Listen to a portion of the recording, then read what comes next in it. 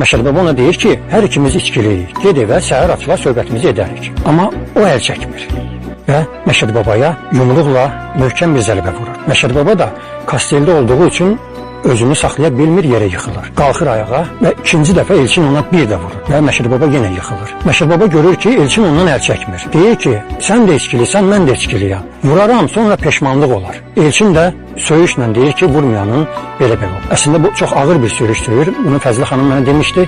Yəni etika xəttində bunu səsləndirməyəcəm. Məşədi baba da məcbur qalaraq cibindəki bıçağı çıxarıb Elçinin qarın nahiyəsindən bir zərbə vurur. Elçin bu zərbədən şoka düşür. Bunu Məşədi babadan gözləmirdi. Sanki yuxudaymış ki, ayılır və Məşədi babanı buraxır, küçədə onu gözləyən avtomobilə doğru addımlayır. Onu yolda həmin o 2 nəfər maşında gözləyirdi. Amma niyə maşında gözləyirdi?